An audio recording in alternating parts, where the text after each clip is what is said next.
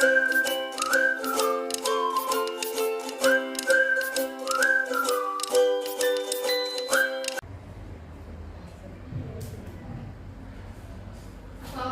warahmatullahi wabarakatuh. Waalaikumsalam warahmatullahi wabarakatuh.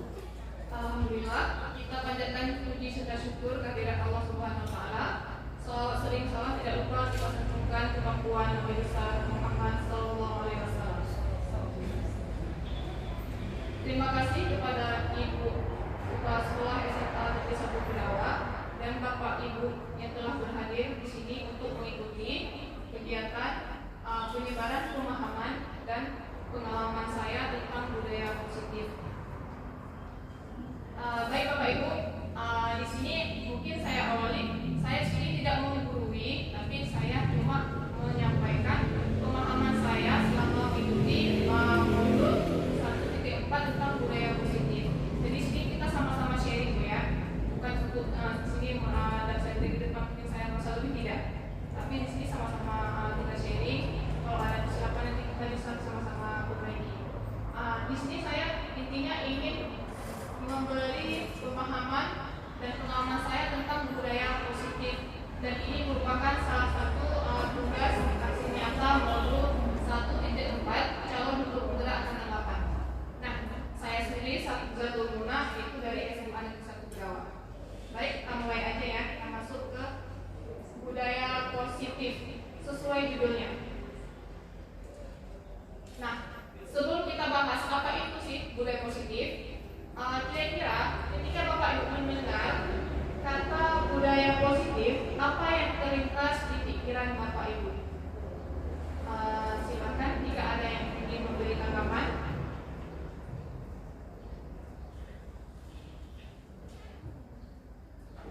Kira-kira nih, ketika mendengar kata budaya positif, yang terlintas ada nggak yang terlintas di pikiran Bapak Ibu itu tentang apa? Baik, boleh Bu Fitri.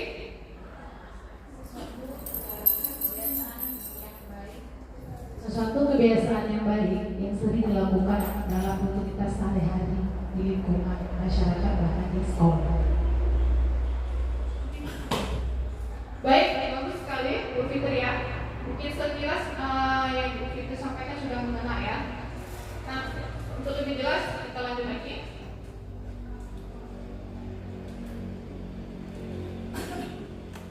Nah, budaya positif ini merupakan pewujudan dari nilai-nilai atau keyakinan universal yang diterapkan di sekolah. Artinya apa? Di sini kita tinjau dulu nih.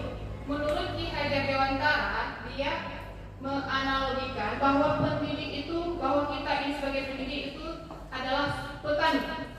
Nah, sedangkan murid itu adalah tanaman. Jadi sudah ada petani, sudah ada tanaman, otomatis kita perlu ladangnya atau tanamnya, yaitu sekolah. Jadi menurut Ki Hajar Dewantara itu menuntut segala kodrat yang ada pada anak, pendidikan ya, pendidikan menuntut segala kodrat yang ada pada anak agar mereka dapat mencapai keselamatan dan kebahagiaan yang setinggi-tingginya, baik sebagai manusia maupun sebagai anggota masyarakat. Nah, di sini yang ingin dicapai apa? Ada 3. Yang pertama itu, nih, potensi berpikir atau ini yang kita kenal dengan istilah kognitif. Nah, kemudian yang kedua ada potensi emosi atau yang kita kenal sebagai istilah adaptif, yang merupakan bukan istilah yang asing lagi ya, yang sering kita dengar di dunia pendidikan. Dan yang terakhir itu potensi fisik atau psikomotoriknya.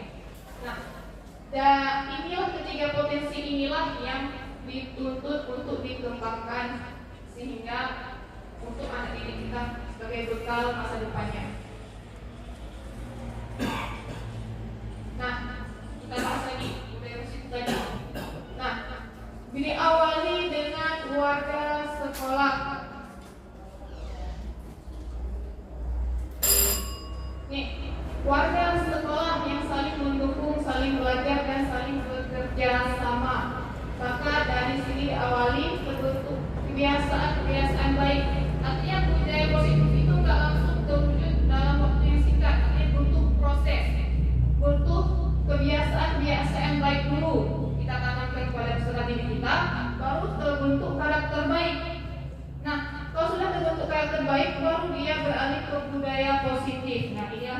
budaya positif. Kemudian dari budaya positif ini baru yang secara kontinu, artinya enggak ada masa panas-panas sebentar aja gitu, enggak, tapi secara kontinu dan berkelanjutan. Selalu ada pembiasaan dan keteladanan. Siapa yang mewujudkan ini? Otomatis dari guru atau kita sebagai pendidik. Nah, ini gambaran tentang budaya positif. Baik Bapak Ibu, sampai sini masih fokus Bapak Ibu ya. Kalau sudah siap, atau kita ice breaking dulu nih untuk tes fokus. Ya, ice breaking bentar ya. Instruksinya, kalau saya sebutkan pagi itu tepuk tangannya sekali. Oke? Mungkin nanti ada lepas dari sini nanti saya kasih.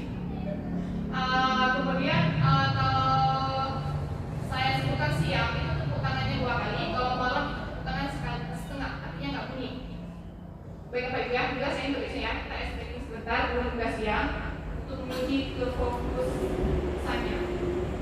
Baik, kita mulai ya, kita tes dulu ya. Pagi, oke, siang, oke, malam. Nah, berarti terlihat siapa yang nggak fokus.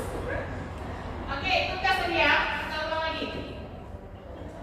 Siang, malam. Nah, masih dapat juga yang tepuk, berarti berhubung tidak siang masih kurang fokus ya. Sekali kita tes. Tes kompak dan fokus. Pagi, siang, malam. Malam, pagi, siang, pagi, malam. Oke, terima kasih Bapak Ibu. Nah, untuk penyegaran sebelum kita lanjut lagi.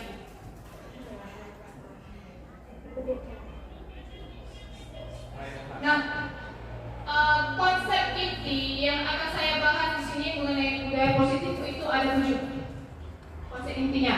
Yang pertama itu teori kontrol. Oke, sebenarnya istilah-istilah ini sebagian besar sudah kita lakukan, cuma kita mungkin tidak terbiasa dengan istilah ini aja. Tapi sebenarnya sudah sering kita lakukan. Dan mungkin ada juga yang ada positif dan yang negatifnya. Jadi nanti kita arahkan ke hal-hal yang positif saja. Yang pertama itu ada teori kontrol, yang kedua ada disiplin positif, yang ketiga itu motivasi perilaku manusia, yang keempat kebutuhan dasar manusia, dan yang kelima keyakinan kelas, keenam ada posisi kontrol, 5 posisi kontrol, dan yang terakhir itu segitiga restribusi. Nah, untuk lebih jelasnya lagi, konsep inti dari setiap konsep inti ini akan kita bahas pada slide selanjutnya. Nah, ini yang pertama, teori kontrol. Apa sih arti teori kontrol?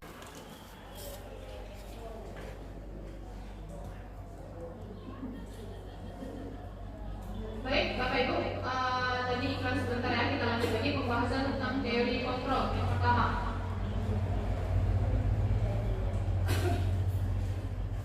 Nah,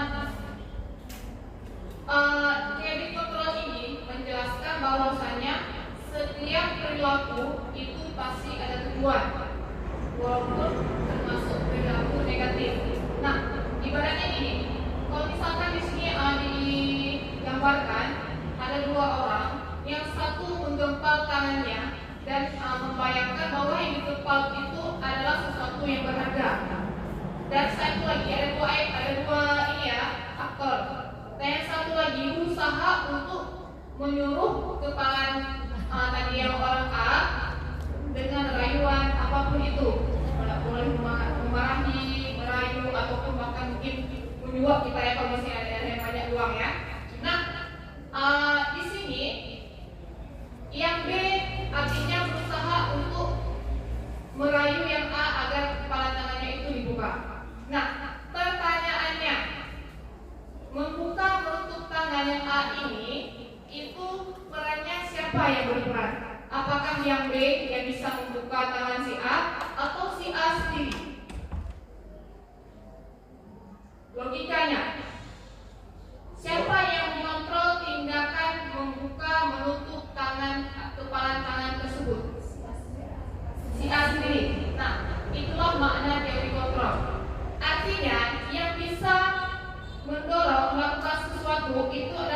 sendiri.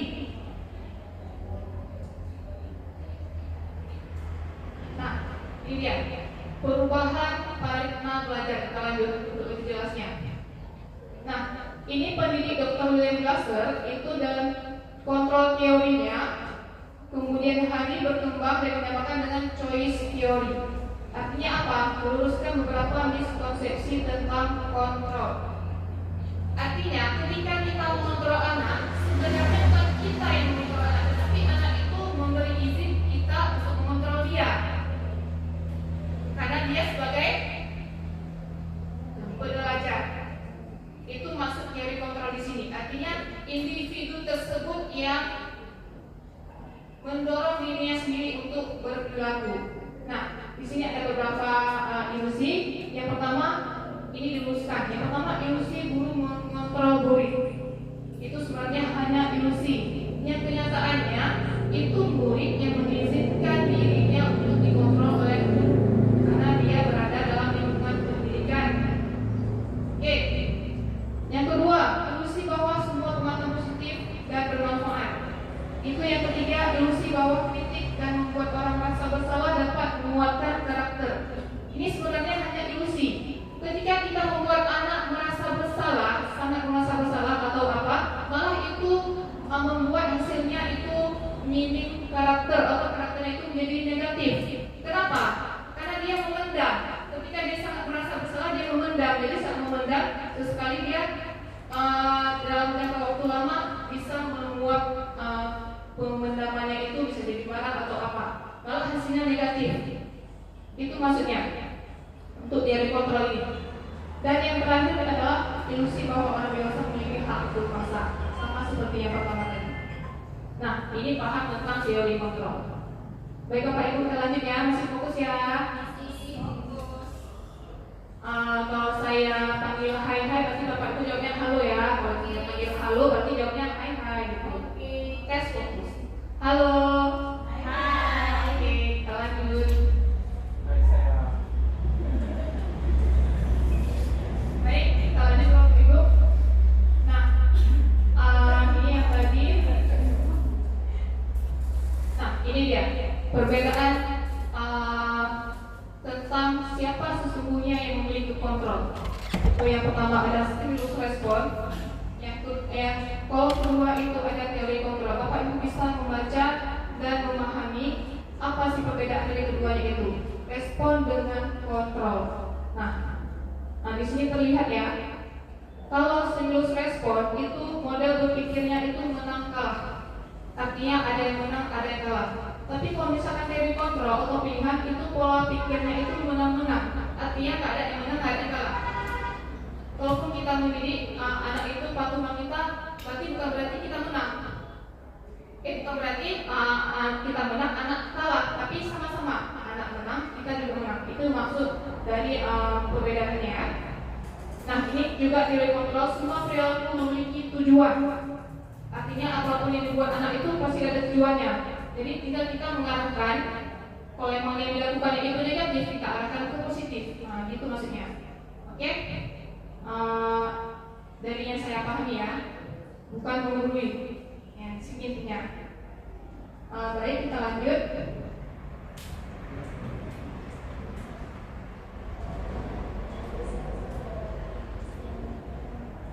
Nah, sini terlihat dari gambar. Menurut Bapak Ibu, apa sih makna gambar di depan? Ada yang ingin memberi tanggapan? Lagi beberapa angka. Ya, mengungkapkan angka. Boleh yang ingin memberi tanggapan, saya persilakan. Ada? Kira-kira menurut Bapak Ibu, apa sih makna gambar itu? Oke. Lagi perdebatan angka ya. Oke. Ada di bawah. Perdebatan angka. Apa 6, apa 9? Kita anggap aja yang apa nih? Setelah kanan saya itu si A dan yang sebelah yang angka 6 itu A, yang angka 9 itu B. Oke, ada yang ingin memberi tanggapan lagi? Yang satu tadi bisa beda memaknai gambar ini sedang berdebat angka. inilah perbedaannya stimulus respon dengan teori kontrol. Artinya apa? Kalau teori kontrol itu sebenarnya silahkan kalau terus berdebat ini nggak akan selesai karena mereka masing-masing melihat dari sudut pandangnya. Kalau si A lihat ini 6, kalau yang si B pasti lihat 9. Tapi cobalah sama-sama lihat dari sudut pandang yang orang di sebelahnya. Si A silahkan pindah ke B, maka akan terlihat 9. Begitu juga sebaliknya. Jadi nggak perlu saling berprinsip, mempertahankan prinsip. Marilah sama-sama melihat dari sudut pandang yang berbeda. Oke? Ini maksudnya jadi berhubungan dengan teori kontrol. Nah, kita masuk ke materi kedua, disiplin positif. Ini mungkin dimohon kesabarannya, ada beberapa pembahasan lagi. Disiplin positif. Nah, sama seperti tadi saya paparkan budaya positif. Ketika keluar kata disiplin, kira-kira dari pilihan di depan ini, yang maksud disiplin yang mana? Bapak Ibu, menurut Bapak Ibu, yang maksud disiplin bertanggung jawab, Bu Fitri ya. Bertanggung jawab. Yang lain gimana? Belajar. Oke, belajar. Atau disiplin itu sebenarnya kata tertib atau hukum peraturan?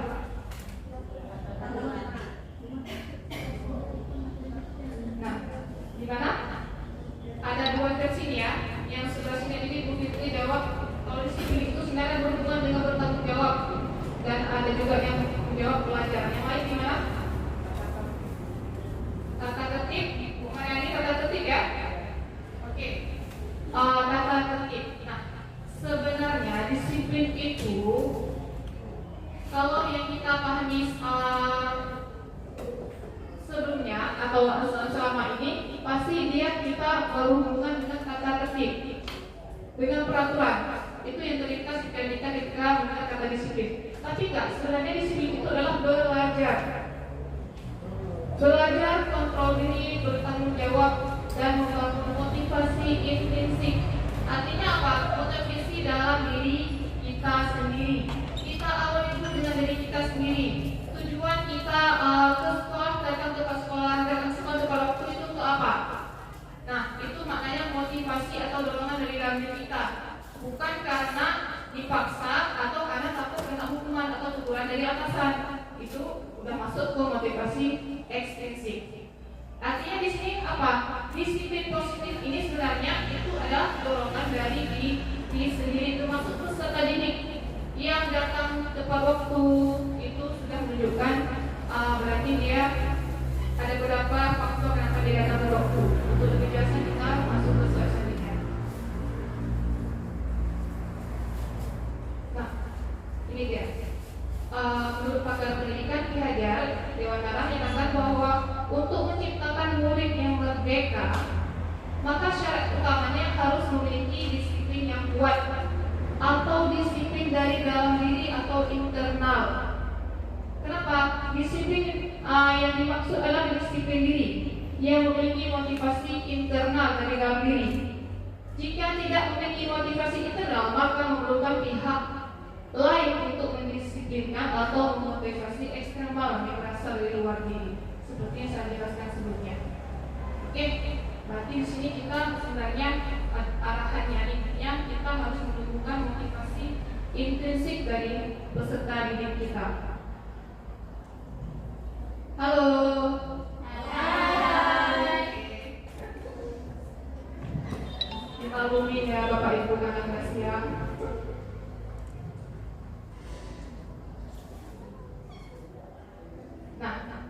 Kita lanjut. Disiplin itu juga berarti bertanggung jawab terhadap apa yang dilakukan karena mereka berdasar tindakan pada nilai-nilai kebajikan universal. Nah, tujuan dari disiplin adalah menanamkan motivasi intrinsik pada murid-murid kita, yaitu menjadi orang yang merdeka. Ingin orang yang mereka inginkan dan menghargai diri sendiri dengan nilai-nilai yang mereka percaya. Contohnya apa?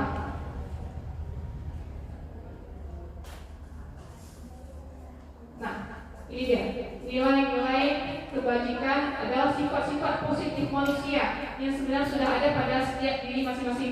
manusia ataupun peserta didik. Namun ketika berubah negatif mungkin ada faktor eksternal tentunya dari luar pengaruhnya.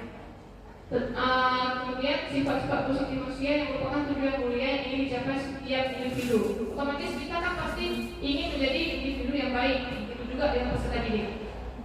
Oke, nilai-nilai kebajikan contohnya apa ini? Seperti yang diterapkan sekarang di kurikulum mereka, bahwasanya setiap peserta didik itu harus atau memiliki minimal nilai profil pelajaran Pancasila. Apa aja Bapak Ibu? Nah, yang pertama itu P3, yang kita kenal dengan P3, profil pelajar Pancasila. Nah, ini kan bukan kata yang atau istilah yang asing lagi nilainya. Yang pertama itu apa Bapak Ibu? Beriman, bertakwa pada Tuhan Yang Maha Esa dan berakhlak mulia. Nah, yang kedua itu ada nilai mandiri. Yang ketiga bernalar kritis. Yang keempat berkebinekaan global. Yang kelima gotong royong. Dan yang keenam itu kreatif. Ini yang kita harapkan ada pada peserta didik kita. Walaupun prosesnya tidak semudah yang diucapkan, ditambah juga di lapangan seperti apa. Tapi yang namanya kita pendidik adalah tanggung jawab kita berusaha agar mereka bisa memenuhi semua nilai dari P3 ini. Benar kan Bapak Ibu? Oke, kita lanjut. Semua konsep ini saling berhubungan nanti yang kita kaitkan. Ini motivasi perilaku manusia. Nah, apa sih motivasi perilaku manusia? Nah, menurut Diana dosen, itu disiplin ada 3 motivasi perilaku manusia. Artinya apa? Ada 3 aspek kenapa seseorang itu bertindak. Yang pertama kenapa? Karena ini menghindari ketidaknyamanan atau hukuman. Yang kedua, kita bertindak atau berperilaku karena ingin mendapat imbalan atau penghargaan dari orang lain. Dan yang ketiga, ini yang positifnya, menjadi orang yang mereka inginkan dan menghargai diri sendiri dengan nilai-nilai yang mereka percaya. Oke, mari kita bertanya pada diri sendiri Bapak Ibu. Kira-kira kita datang ke sekolah pada waktu karena memang dorongan diri sendiri atau karena takut ditegur oleh atasan? Dorongan diri sendiri. Oke, mungkin sebagian dorongan diri sendiri dan sebagian mungkin ada juga yang karena takut ditegur. Nah, di sini tujuannya apa? Menjelaskan bahwasannya kita mengarah ke yang positif. Artinya cobalah kita berawal dari diri sendiri, kita dulu berdiri, baru kita kembangkan ke peserta didik kita. Kita artinya harus menanamkan bahwasanya kita datang ke suatu waktu merupakan kita ingin menjadi orang yang menghargai diri sendiri dengan nilai-nilai kita percaya. Kita bertanggung jawab sebagai tugas kita sebagai pendidik. Oke, kita lanjut ya. Nah, ini tadi pertanyaan saya juga.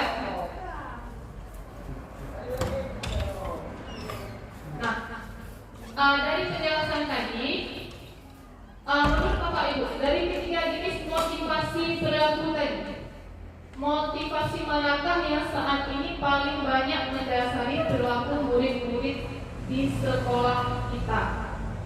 Ada ingin memberi tanggapan?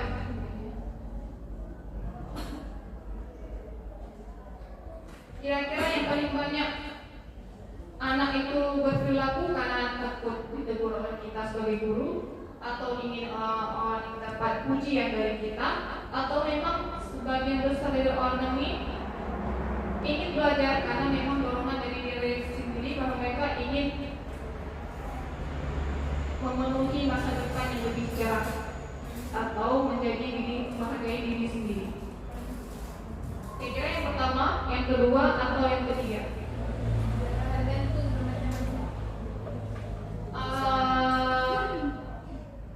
Secara umum aja.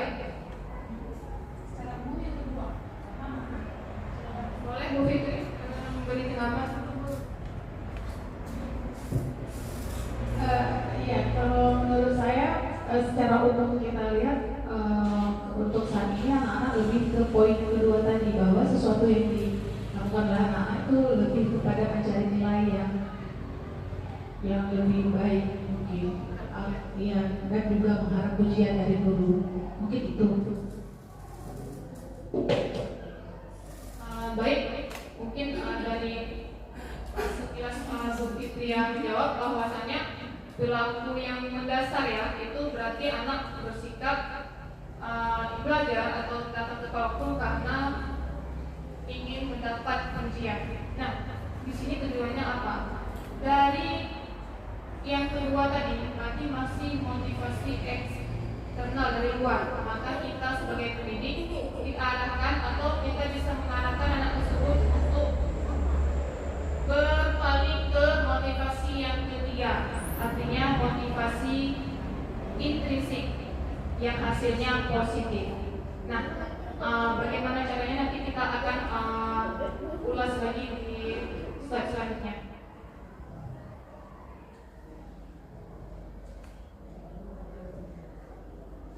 Nah, ini kita bahas mengenai perbedaan hukuman dan konsekuensi.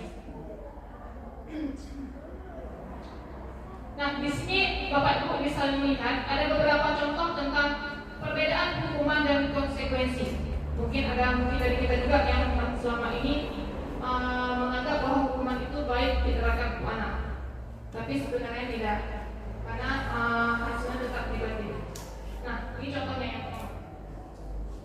Yang pertama, mencatat satu sekali dalam buku kalimat itu saya tidak akan terlambat lagi karena dia terlambat ke sekolah. Ini merupakan contoh dari konsekuensi. Nah, yang kedua, lari mengelilingi lapangan 2 kali karena terlambat hadir ke sekolah. Mungkin yang masih ada yang masih kita lakukan itu masuk ke hukuman. Oke, berarti ini masuk ke hukuman dan hasilnya itu negatif. Sekarang hukuman itu tidak dianjurkan kita lakukan untuk peserta didik kita kalau kita mau menguatkan karakternya. Di sini intinya. Walaupun yang kita ucapkan tidak semudah waktu kita laksanakan di lapangan. Oke, ini ada 2 contoh lagi. Untuk Bapak Ibu, yang pertama, membersihkan coretan yang dibuatnya di meja tulis itu masuk konsekuensi atau hukuman? Konsekuensi. Oke, jelas tadi ya. Bagus Bapak Ibu. Yang kedua itu murid diminta untuk push up 15 kali karena tidak menggunakan masker ke sekolah. Nah, ini berarti masuk hukuman. Oke, jelas ya, beda konsekuensi dengan hukuman. Lanjut.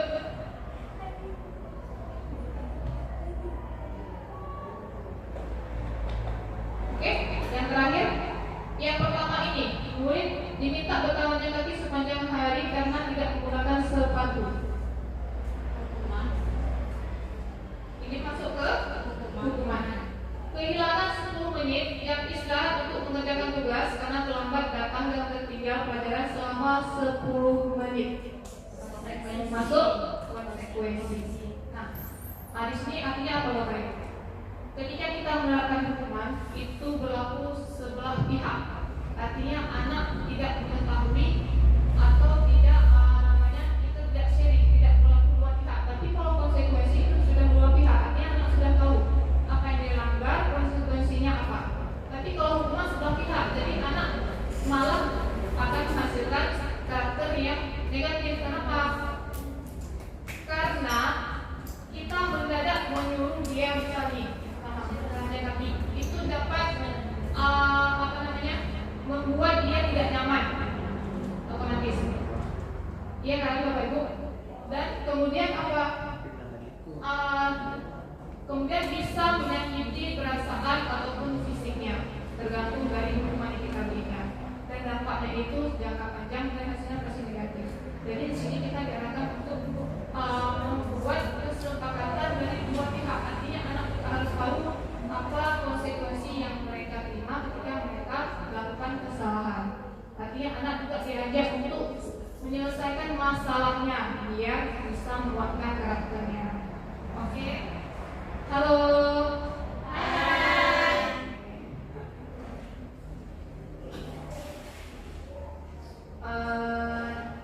Kita lanjut lagi Bapak Ibu, ada beberapa lagi poin yang ingin saya sampaikan. Dimohon kesabarannya dan fokusnya Bapak Ibu ya. Nah, ini dia. Intisari dari hukuman konsekuensi. Dan yang terakhir itu lahirlah yang paling positif itu diistilahkan sekarang adalah restitusi. Artinya lebih positif daripada konsekuensi. Nah, kalau hukuman sini tidak terlihat berarti dia masuk ke identitas gagal. Artinya kalau kita terapkan hukuman ke anak sebenarnya bukan untuk membuat dia menjadi atau bisa mewujudkan disiplin positif, tapi malah hasilnya gagal. Sedangkan identitas sukses itu masuk ke konsekuensi dan restitusi itu yang paling bagus. Tindakan yang perlu kita ambil. Nah, ini sudah terlihat Bapak Ibu ya di tabel, bisa Bapak Ibu baca perbedaan hukuman, konsekuensi dan restitusi. Salah satunya misalnya seperti hukuman itu dibuat oleh guru. Kalau konsekuensi dibuat oleh guru dan murid, artinya guru dan murid mengetahui kedua-duanya, bukan kita aja. Kalau hukuman berarti sebelah pihak. Kita langsung mengejas anak itu gak bisa apa-apa, anak itu terlalu bandel, gak bisa diatur. Nah, itu masuk hukuman. Tapi kalau konsekuensi itu sudah dua pihak. Kalau restitusi itu dibuat oleh murid, artinya kita mengajak mereka untuk lebih menjadi pribadi yang baik. Kita libatkan mereka, kalau mereka melakukan kesalahan, kita libatkan mereka untuk menyelesaikan masalahnya. Kita dituntut untuk lebih banyak-banyak berdialog. Mungkin dalam Islam pun sudah diajarkan bahwa kita dalam mendidik itu harus banyak berdialog dengan anak. Contoh apa Nabi Ibrahim contohnya. Yang dapat Nabi yang dapat mimpi akan melakukan atau memenggal kepala anaknya itu Nabi apa? Nabi Ismail. Nabi Ibrahim. Nah, di situ kan ketika Nabi mendapat mimpi tersebut, dia tidak langsung mengajak anaknya, kita karena bapak dapat mimpi ini langsung dipenggal kepala, tapi langsung Nabi tetap menanyakan pendapat anak setelah bapak bermimpi memenggal kepala kamu, bagaimana menurut kamu? Tetap menanyakan pendapatnya. Artinya di sini dituntut kita untuk berdialog agar hasilnya itu positif, tidak langsung mengejas atau memaksa kehendaknya. Oke? Nah, ini ya inti dari perbedaan ini ya. Oke Bapak Ibu, kita lanjut. Kebutuhan dasar manusia. Nah, ini juga berkaitan. Ada beberapa konsep lagi. Kebutuhan dasar manusia. Apa sih kebutuhan dasar manusia? Nah, di sini ada 5 kebutuhan dasar manusia, termasuk kenapa anak tersebut bersikap begini, bersikap seperti itu. Otomatis dia sebenarnya untuk memenuhi kebutuhan dasar dia sebagai manusia. Itu yang pertama apa? Bertahan hidup. Kita sebagai manusia pasti butuh yang namanya kebutuhan bertahan hidup. Apa yang masuk ke bertahan hidup? Seperti rumah, pakaian, dan lain-lain. Kemudian kita juga butuh yang namanya cinta, kasih sayang atau rasa diterima. Begitu juga dengan peserta didik kita atau murid kita. Yang ketiga, kita juga butuh yang namanya kesenangan. Yang keempat, kita juga butuh namanya kebebasan. Dan yang terakhir, kita butuh penguasaan atau merasa diakui dalam kelompoknya atas kompetensinya. Nah, di sini artinya apa? Ketika peserta didik kita melakukan kesalahan, alangkah baiknya kita jangan langsung mengejudge atau memvonis dia buruk, tapi apa sih yang kurang tubuhnya, dan bisa kita arahkan agar anak tersebut memenuhi kebutuhannya dengan cara negatif. Itu intinya. Ini contohnya, kalimat ketika anak kebebasan. Aku bosan. Masa belajar cuma gitu aja dengan dengerin ibu guru saja. Ini berarti masuk anak kalau sudah mengucapkan ini berarti dia butuh kebebasan. Nah, berarti kebutuhan kebebasan dia yang tidak terpenuhi. Kemudian yang kedua, siapa yang bisa bahas yang kedua kenapa dia masuk ke dalam kesenangan? Boleh, ada yang memberi pendapat Bapak Ibu?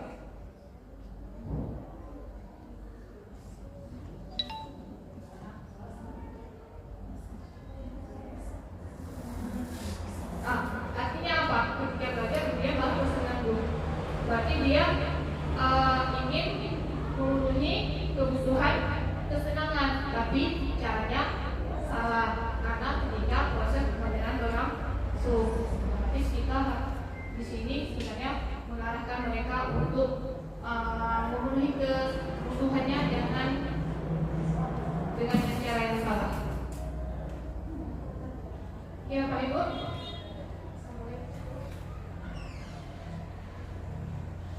Nah, kita lanjut ke 5 posisi kontrol. 5 posisi kontrol ini apa sih? Ini sebenarnya posisi yang kita ambil untuk menyelesaikan masalah suatu anak. Ada 5. Dan yang 5 ini sebenarnya yang paling positif itu yang sebenarnya harus kita ambil atau kita laksanakan di lapangan itu yang bagusnya itu cuma 1. Kenapa? Mari kita bahas lebih lanjut. 5 posisi kontrol. Itu posisi yang pertama ada istilah penghukum. Posisi kontrol penghukum. Ketika anak melakukan kesalahan, kita ada istilahnya mengambil posisi penghukum untuk menyelesaikan masalahnya. Yang kedua, itu membuat rasa bersalah. Membuat merasa bersalah. Yang ketiga, itu ada posisi kontrol teman. Yang keempat, itu ada posisi kontrol pemantau. Dan yang terakhir itu ada posisi kontrol manager. Nah, untuk lebih jelas lagi yang mana yang di antara kelima ini yang paling bagus kita laksanakan atau terapkan di lapangan, mari kita simak penjelasan berikutnya. Hai. Halo. Oke. Terima kasih Bapak Ibu atas waktunya sampai saat ini. Oke, mari kita tinjau sedikit perbedaannya. Untuk penghukum. Nah, posisi penghukum ini menggunakan hukuman fisik atau verbal yang dapat menyakiti murid baik fisik maupun mentalnya. Seperti tadi kita sudah ada contoh menyuruh anak untuk keliling lapangan ketika dia terlambat. Ini masuk ke posisi kontrol penghukum. Nah, hasilnya akan negatif dan membuat murid lebih agresif sebenarnya atau mendendam. Ketika mereka marah, otomatis mereka mendendam dan mendendam terhadap kita. Dan hasilnya itu sebenarnya bukan merupakan karakternya, tetapi hasilnya positif, negatif.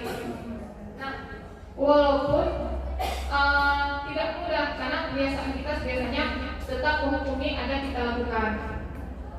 Tapi di sini dianjurkan sebaiknya posisi penghukum ini tidak dilakukan sebagai pendidik jika murid kita melakukan kesalahan. Nah, biasanya kalau penghukum ini nada bunyinya pasti tinggi, marah-marah itu udah pasti. Contoh katanya sih yang biasa kita ucapkan itu, patuhi aturan saya atau awas nanti, kita lebih mengancam. Artinya ini berlangsung sepihak dari kita aja. Oke, kita lanjut. Yang kedua, membuat merasa bersalah. Di sini intonasinya mungkin lebih mengiba. Kalau yang tadi pertama penghukum marah-marah, mungkin yang kita gurunya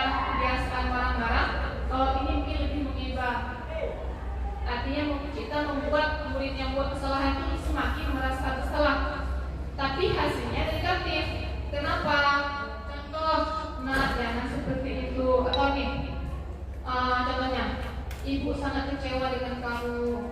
Masa sih kamu tidak kasihan sama ibu? Berapa kali ibu harus memberitahu kamu ya? Otomatis kita mengiba dan membuatnya lebih merasa bersalah. Jadi dia merasa dirinya itu gagal, jadi hasilnya negatif. Itu sebenarnya. Walaupun di lapangan ada juga kita sebenarnya melakukan hal seperti itu. Dianjurkan untuk posisi ini tidak dilaksanakan juga. Nah, yang ketiga ada posisi teman. Teman artinya apa? Sudah jelas sesuai dengan judulnya teman. Artinya kita memposisikan diri sebagai teman dari murid tersebut. Nah, contoh yang kata yang sering kita ucapkan, ayo bantulah begini ya. Di sini mungkin inovasi kita ngomong lebih lembut juga, tidak seperti hukum. Nah, posisi teman ini hasilnya juga negatif. Karena apa? Karena dia ketika terlalu merasa bersalah juga dia bisa memendam dan hasilnya juga jangka panjang. Dia lebih biasanya mengurung diri atau mengasingkan diri dari kelompoknya. Ya baik. Hai. Halo. Oke Bapak Ibu, tidak lama lagi. Terakhir ini yang keempat, pemantau. Pemantau ini masuk ke dalam istilahnya konsekuensi. Hasilnya sudah positif, tapi seperti kita bahas tadi di konsekuensi ada yang lebih tinggi lagi kayak posisi kontrol baik, yaitu yang terakhir, yaitu posisi manajer. Kalau pemantau ini sama dengan konsekuensi, artinya anak sudah mengetahui peraturan dan konsekuensi apa yang akan mereka terima jika mereka melakukan kesalahan. Sudah bukan pihak, tapi yang paling bagus kita ambil posisi ketika anak melakukan kesalahan itu tetap yang terakhir, yaitu manajer. Kenapa? Karena posisi manajer ini seperti sudah saya sampaikan tadi, anak itu kita ajak berdialog. Sebenarnya seperti tujuan pertama tadi, setiap anak melakukan sesuatu itu pasti ada tujuannya, walaupun perilakunya itu negatif. Kita ajak dialog, apa sih sebenarnya penyebabnya, kemudian kita arahkan dia, kita ajak dia, kita libatkan dia untuk menyelesaikan masalahnya. Untuk lebih jelasnya lagi bagaimana posisi manajer ini kita ambil, nanti ada praktik yang sudah saya lakukan. Nah, biasanya di posisi ini itu hasilnya sudah positif, artinya sudah menunjukkan motivasi intrinsik atau motivasi yang ada dalam diri anak. Oke Bapak Ibu, kita lanjut ya.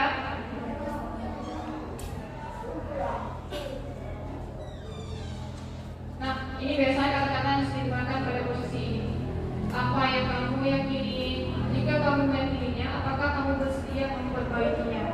Artinya kita ajak mereka berpikir bagaimana menyelesaikan masalah di depannya. Oke, baik. Nah, kita masuk ke keyakinan kelas. Nah, ini baru dia berhubungan juga. Artinya, sebenarnya yang benar itu keyakinan kelas yang kita terapkan di kelas, bukan aturan kelas. Kalau aturan kelas itu dari kita aja atau satu pihak. Tapi kalau keyakinan kelas, kita mengajak murid kita untuk menerapkan nilai kebaikan apa sih yang perlu dikuatkan dan dilakukan secara kontinu. Nah, ini ya.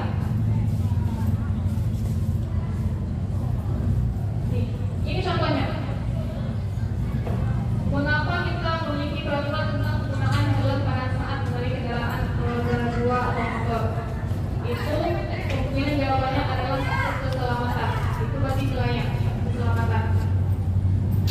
Yang kedua, itu mengapa perlu peraturan tentang penggunaan masker atau mencuci tangan? Otomatis kita mengharap itu untuk memenuhi kesehatan dan keselamatannya. Nah, nilai-nilai keselamatan inilah yang kita sebut sebagai suatu keyakinan. Oke Bapak Ibu, di sini sebagai suatu keyakinan, yaitu nilai-nilai kebajikan universal yang disepakati secara tersirat dan tersurat, lepas dari latar belakang suku, negara, bahasa maupun agama. Baik, kita lanjut. Nah, ini dia contohnya peraturan dengan keyakinan. Kalau keyakinan lebih menggunakan kalimat yang positif, tapi kalau aturan biasanya kalimatnya negatif dan lebih pada satu pihak. Ini contohnya. Kembalikan, ini kalau misalkan ada peraturan, kembalikan pada tempatnya. Berarti keyakinan yang seharusnya dipenuhi itu adalah bertanggung jawab. Kemudian kalau ada jalan membantu orang lain, maka keyakinannya itu saling menghormati. Dilarang merokok, maka keyakinannya itu masuk kesehatan. Oke, baik, kita lanjut. Nah, ini kita masuk ke yang tadi, cara penyelesaian masalah menggunakan posisi kontrol manager atau posisi kontrol yang kelima. Yang inilah yang ditekankan kita terapkan ketika anak melakukan kesalahan. Posisi inilah yang diharapkan kita terapkan di lapangan. Oke, nah bagaimana caranya? Itu masuk dalam segitiga restitusi. Nah, segitiga restitusi ini apa sebenarnya? Itu merupakan boleh Bapak Ibu satu orang membaca apa sih itu sebenarnya segitiga restitusi? Tadi sebelumnya juga sudah saya bahas.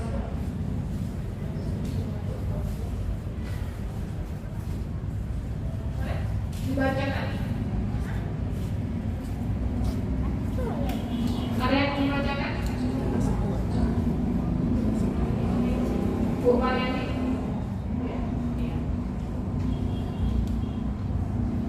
Segitiga restitusi, suatu proses dialog yang dijalankan oleh guru atau orang tua agar menghasilkan murid yang mandiri dan bertanggung jawab serta menunjukkan motivasi intrinsik dalam mewujudkan disiplin positif. Oke, baik. Terima kasih Bu Mariani. Nah, intinya apa? Hasil yang kita harapkan ketika kita melaksanakan segitiga restitusi atau posisi manajer ini adalah agar peserta didik kita itu menjadi murid yang mandiri, bertanggung jawab, serta menumbuhkan motivasi intrinsiknya. Artinya dia berperilaku karena memang dorongan dari dia sendiri bahwa dia ingin menjadi individu yang baik, bukan karena paksaan dari kita sebagai gurunya, atau takut karena kita kasih hukuman atau mereka mengharap imbalan dari kita atau pujian dari kita. Nah, kalau memang sudah terbentuk motivasi intrinsik, otomatis kita nggak perlu lagi kejar mereka. Ini yang perlu ditentukan. Walaupun waktu di lapangan tidak semudah kita ucapkan, kita laksanakan, tapi alangkah baiknya kalau kita mencoba. Artinya apa? Hal yang baik kita lakukan, otomatis hasilnya juga akan positif dan baik. Kita bisa berusaha untuk lebih baik dan lebih baik lagi, agar peserta didik kita yang kita harapkan itu bisa tercapai apa yang kita harapkan pada peserta didik kita. Oke, kita lanjut. Ini tahapan segitiga restitusi. Artinya tahapan kita menyelesaikan masalah ketika anak melakukan kesalahan. Itu yang pertama ada menstabilkan identitas. Yang kedua ada validasi tindakan yang salah. Dan yang ketiga ada menanyakan keyakinan. Nah, di sini otomatis dengan pertanyaan-pertanyaan bermakna atau kita ajak mereka untuk berdialog. Apa dasar mereka melakukan kesalahan dan kita arahkan ke yang positif. Nah, menstabilkan identitas. Di sini pada tahap ini melalui pertanyaan-pertanyaan bermakna mengarahkan pada setiap perbuatan atau tindakan dari murid pasti ada tujuannya, walaupun itu perilaku negatif. Kemudian tidak melibatkan murid atas kesalahan yang dilakukan. Kita tidak boleh langsung memvonis kamu ini nggak bisa diatur. Sebaliknya dihindarkan. Kemudian menggeser identitas gagal untuk identitas sukses. Oke, nanti untuk contohnya kita bisa lihat bagaimana. Yang kedua ini validasi tindakan yang salah dengan bahasa-bahasa yang lebih halus bermakna, tetapi tidak memvonis. Ini tujuannya validasi tindakan yang salah, bahwasanya yang mereka lakukan itu salah. Oke Bapak Ibu, kita lanjut ya. Halo. Terima kasih Bapak Ibu. Ini sedikit lagi, ini hampir selesai ya Bapak Ibu ya. Mohon kesabarannya.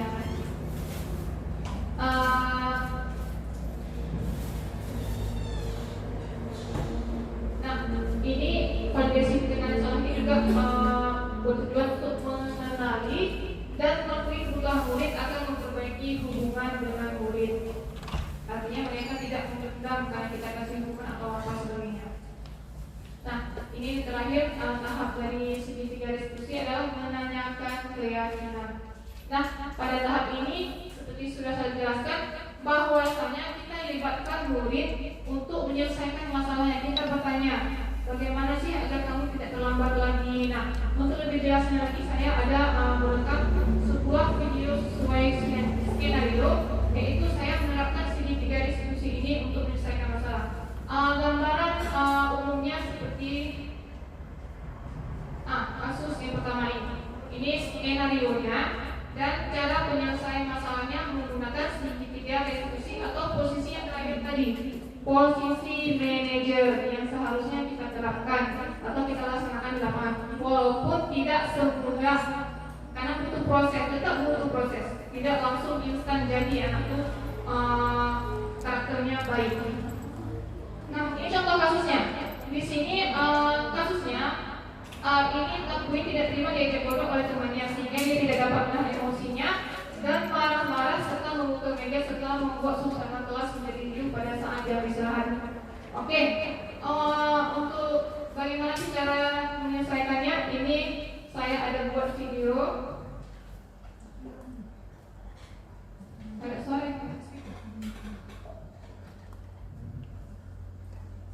Ini ilustrasi yang sudah saya terapkan mengenai penerapan segitiga distribusi. Boleh dulu Bapak Ibu videonya.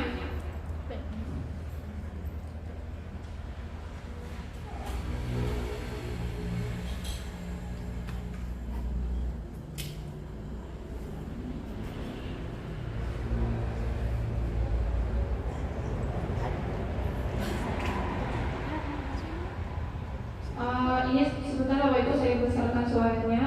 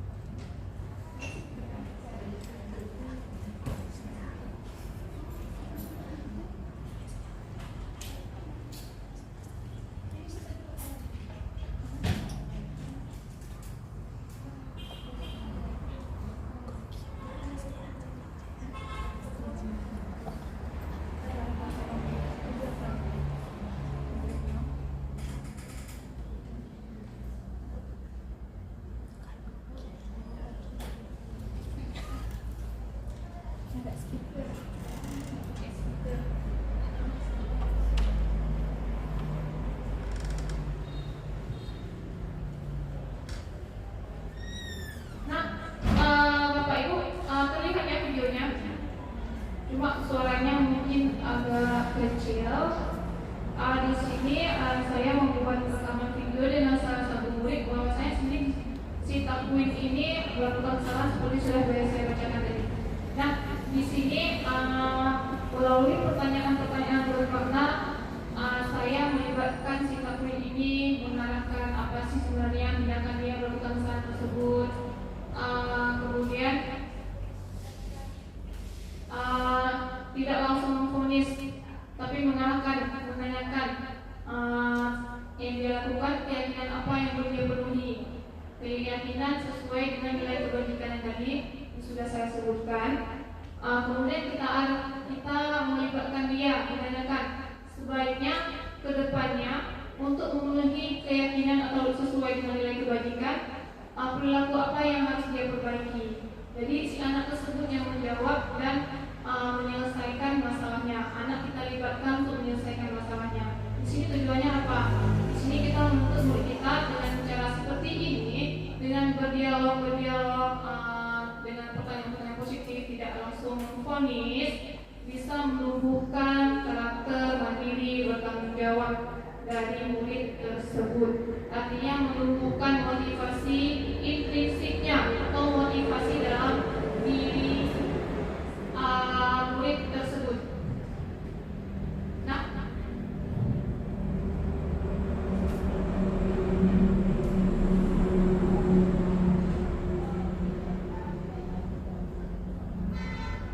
baik Bapak Ibu, mungkin ke depannya untuk kita yang sebagai wali kelas, kita bisa lebih menerapkan di kelas itu bahwasanya kita melakukan jangan menerapkan langsung aturan, tapi katanya itu keyakinan kelas. Kita ajak murid kita libatkan mereka. Sebenarnya mereka di sekolah ini tujuannya apa? Memiliki kebajikan apa? Kita libatkan mereka.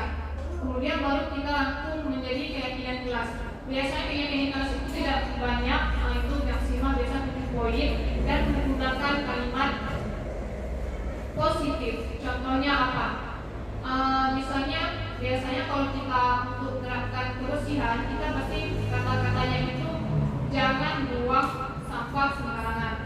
Nah, kita positifkan lagi bentuk keyakinan, artinya jagalah kebersihan. Tapi kita juga mengajak mereka apa lagi yang bisa kita terapkan. Nah, sebagai refleksi dari yang sudah apa yang saya lakukan, oke, sebagai seorang guru harus bijak dalam menyikapi kesalahan yang dibuat murid dan mencari alternatif penyelesaian masalah dengan cara yang efektif dan mengarahkan ke hasil positif. Nah, di sini ada banyak proses kontrol yang sudah saya sebutkan tadi yang bisa kita terapkan oleh guru dalam menyelesaikan masalah. Namun, cara yang paling efektif dan hasilnya positif atau menumbuhkan motivasi intrinsik adalah posisi manajer atau dengan menerapkan segitiga restitusi tadi. Nah, posisi ini melibatkan murid mempertanggungjawabkan perilakunya, seperti contoh video tadi, Bapak Ibu. Kemudian mendukung murid dalam menyelesaikan masalahnya. Restitusi ini mewujudkan murid menjadi individu yang merdeka, mandiri, dan bertanggung jawab. Kebiasaan-kebiasaan positif dari tindakan-tindakan yang positif otomatis akan mewujudkan disiplin positif, seperti sudah saya sampaikan di awal tadi, yang akhirnya mewujudkan budaya positif sekolah, di mana budaya positif ini tidak terbentuk secara instan, artinya butuh proses dan kesabaran kita sebagai seorang pendidik.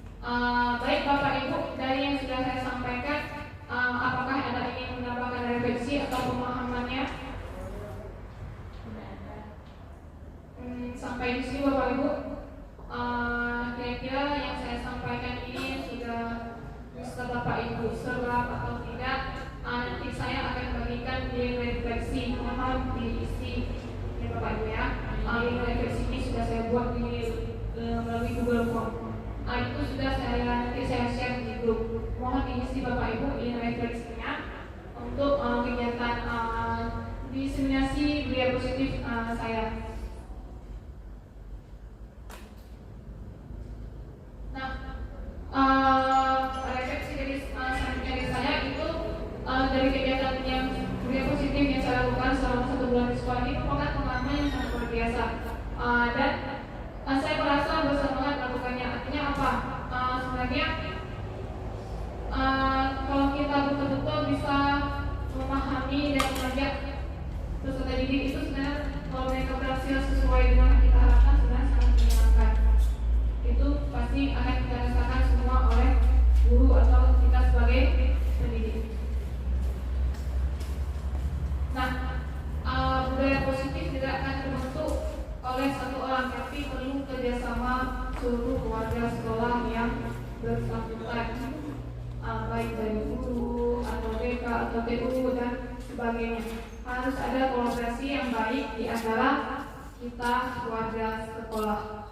Tujuannya tetap untuk hasil yang positif. Oke Bapak Ibu, halo. Hai. Suaranya sudah melemah, tapi terima kasih banyak. Sampai saat ini Bapak menyimak dengan baik.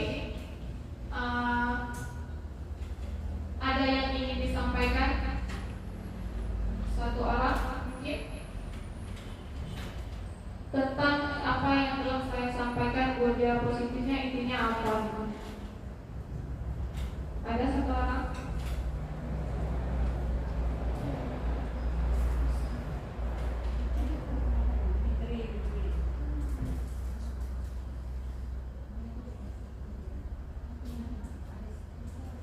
Ada? Saya Bu Mona. Oke, baik. Saya Bu Mona, silakan. Mungkin setelah ini baru kita tutup. Ini sudah bagian akhir dari materi kita.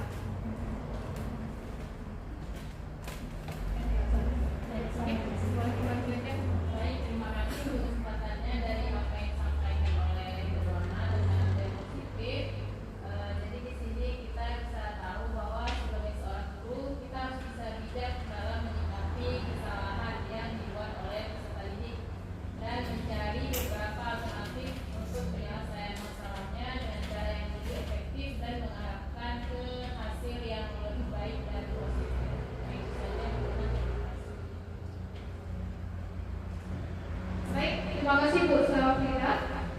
Dan terima kasih banyak saya ucapkan juga untuk Bapak Ibu yang telah bersedia mengikuti diseminasi budaya positif sebagai salah satu aksi nyata guru studi 4 saya calon guru penggerak saya ini. Terima kasih atas partisipasinya. Mohon maaf jika ada salah kata dan kekeliruan. Saya akhiri. Assalamualaikum warahmatullahi wabarakatuh.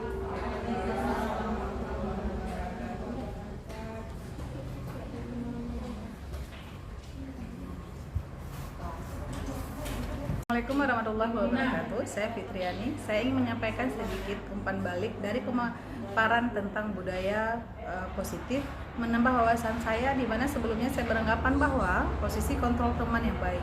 Ternyata tidak. Posisi kontrol manajer yang paling baik untuk diterapkan dalam menyelesaikan permasalahan murid. Assalamualaikum warahmatullahi wabarakatuh.